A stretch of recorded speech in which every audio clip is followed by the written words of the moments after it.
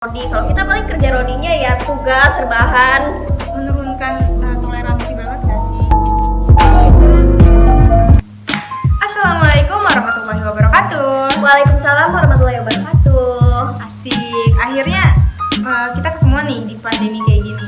Iya, rasanya tuh kayak udah lama banget gak ketemu. Kita akhirnya ketemuan gara-gara pembuatan podcast ini.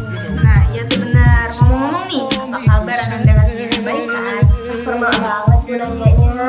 Iya sih, tapi biar kelihatan keren gitu, Pams. Tapi masa udah nanya kabar aja sih? Perkenalan dulu dong, kan para penonton ini belum kenal nih sama kita. Iya sih, bener-bener ya. Yaudah duluan deh. Oke, aku duluan ya. Perkenalin, nama aku Kania Andari Mumtaza.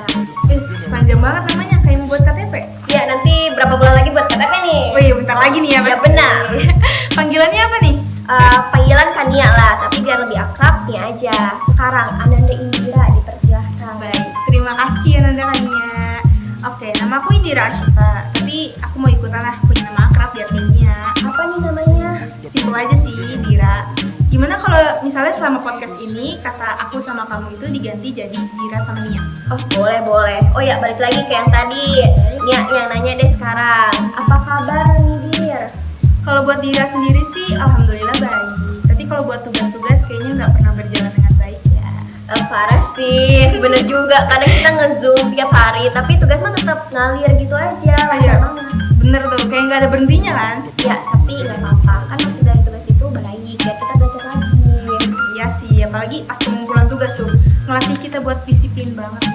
Iya benar-benar. Nia, gimana nih kabarnya? Baik kan? Alhamdulillah baik juga nih, tapi lagi sibuk. Sibuk apa tuh?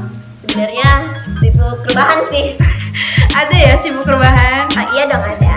Hari ini kenapa sih kita bikin podcast? Nah, hari ini tuh kita bikin podcast soalnya mau ikut serta lomba yang diadain sama Monika Kak, buat memperingati Hari Sumpah Pemuda. Keren tuh, pasti banyak yang ikut nih. Oh ya pasti dong. Ngomong-ngomong, Dira, tahu gak kapan Hari Sumpah Pemuda itu? Ingat dong, tanggal 28 Oktober kan? Tapi Dira kurang tahu nih, gimana sih sejarahnya lahirnya Sumpah Pemuda itu? Nah benar, setiap tanggal 28 Oktober Indonesia selalu memperingati Hari Sumpah Pemuda. Kalau sejarahnya itu sendiri, Hari Sumpah Pemuda lahir pada tanggal 28 Oktober 1928 atau 92 tahun silam. Jadi 8 tahun lagi kita mau NF ke 100. Wih, Dikutip dari kompas.com, Kongres Pemuda II merupakan kongres penggerakan Indonesia yang digelar di Batavia atau yang sekarang disebut Jakarta pada tanggal 27 sampai 28 Oktober 1928.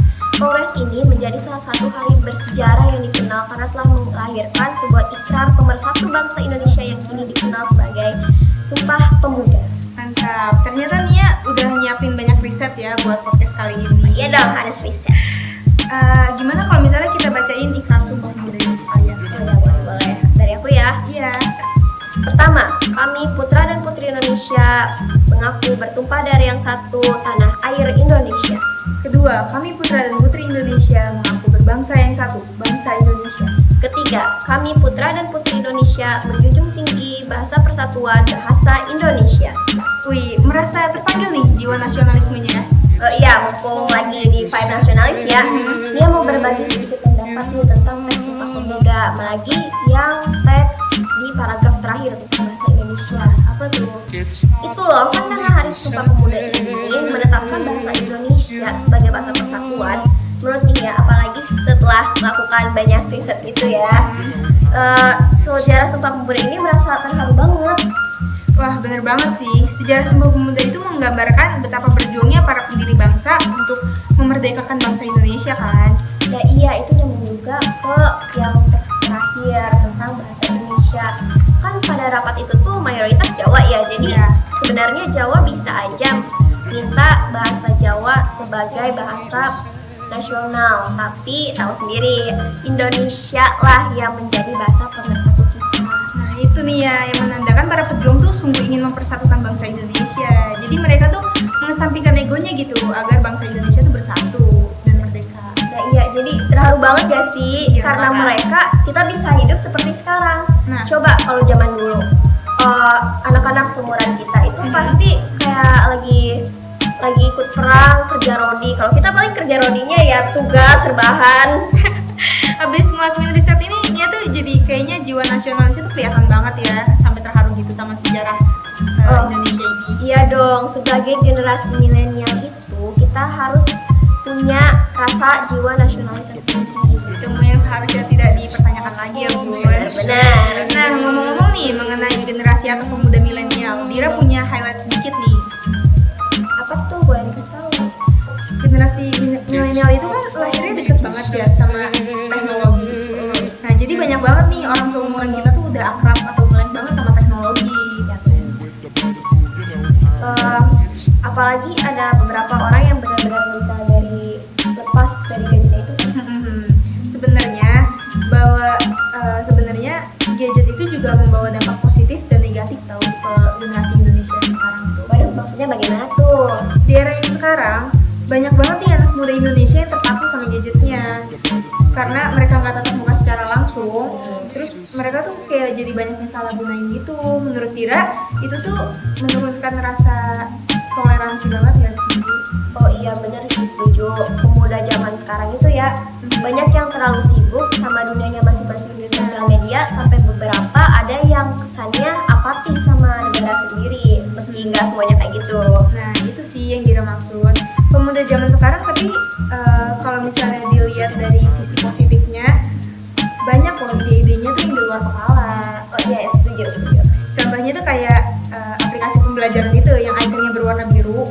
Oh terus defaultnya warna merah. Ya, kita sensor dulu ya. Sensor nggak boleh diomongin.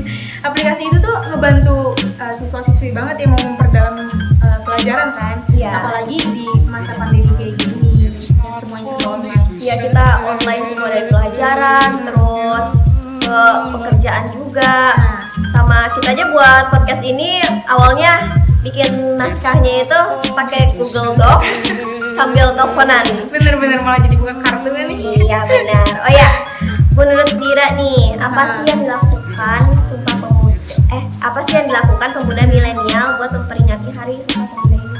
Menurut Dira ya dengan menjunjung tinggi toleransi dan banggakan produk Indonesia itu tuh udah bagus sih. Soalnya kan kalau lihat di masa pandemi kayak gini, toleransi tuh agak berkurang gak sih dari Indonesia tuh?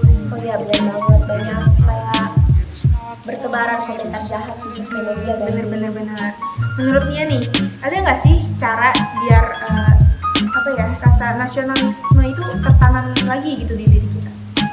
Kalau menurut Nia sih, Ya. caranya dengan sadar kalau kita ini makhluk sosial yang masih membutuhkan bantuan orang lain. Jadi gak langsung aja nyebarin komentar kebencian itu. Kan gak tahu aja kalau kedepannya ternyata kita harus punya urusan dengan orang tersebut. Nah, boleh. Kita terapin ya di kehidupan sehari-hari. Ya benar. Biar kalau ngomong tuh sedikit disaring gitu. Oh ya, gak kerasa lumayan lama juga nih kita udah ngobrol tentang masalah pemuda milenial dalam rangka memperingati Hari Sumpah Pemuda ini. Wah, iya ya kayaknya sampai berbusa. Iya benar. Jadi intinya tuh kita harus bangga menjadi pemuda-pemudi di Indonesia ini karena perbedaan itu membuat kita menjadi lebih kuat.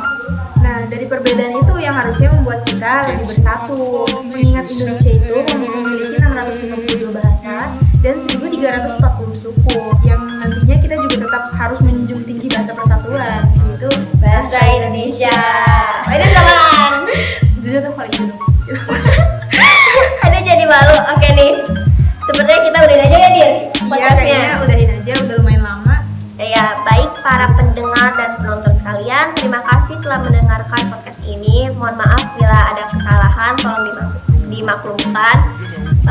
Ambil positifnya dari podcast ini dan buang jauh-jauh negatifnya. Semoga bermanfaat ya. Sekian dari kami izin pamit. Wassalamualaikum warahmatullahi wabarakatuh.